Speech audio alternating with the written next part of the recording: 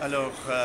Ocasi a présenté aujourd'hui dans le panel de la plénière d'ouverture à la conférence au congrès de Métropolis au sujet du besoin de réviser la loi sur l'immigration et le statut de réfugié. Notamment, nous avons avancé quelques principes ou des lignes directrices pour la révision de la loi qui comprennent des choses telles le fait qu'il est absolument nécessaire de favoriser la résidence permanente au détriment des solutions temporaires, telles les travailleurs étrangers temporaires, étant donné qu'on a besoin d'une population qui s'établit, qui s'intègre au Canada et qui commence à faire partie de nos collectivités à travers le pays, de sorte à avoir des collectivités saines et en forme pour l'avenir. Bien sûr,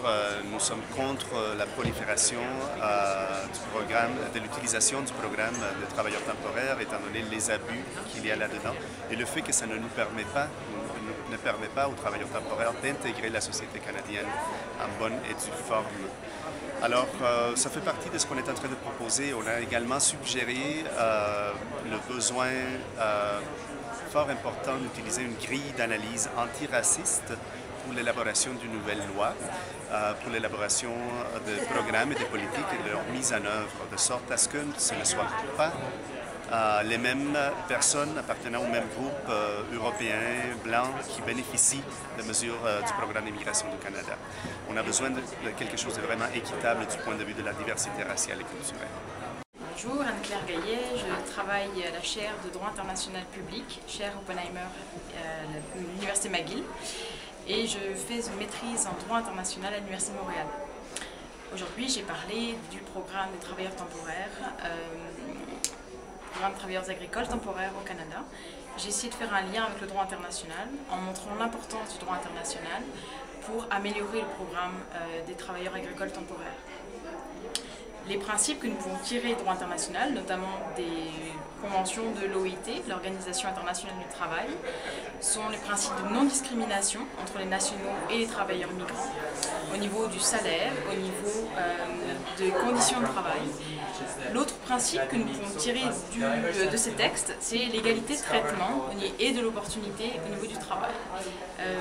Les principes du droit international devraient nous aider à améliorer le droit actuels et les programmes de travailleurs temporaires au Canada. Par exemple, améliorer les contrôles effectués pour les conditions de vie et de travail des travailleurs migrants, leur donner également un accès à la citoyenneté, car nombreux sont les travailleurs migrants qui viennent au Canada année après année et qui n'ont pas de possibilité d'accéder au Canada en tant que citoyens. Pourtant, c'est la meilleure façon finalement c'est le fait de donner aux travailleurs migrants, leur garantir la protection de leurs droits fondamentaux, c'est le seul moyen d'avoir le meilleur bénéfice de cette migration temporaire, de cette migration de travail, tant pour le Canada que pour les pays sources, tant pour les migrants que pour les employeurs.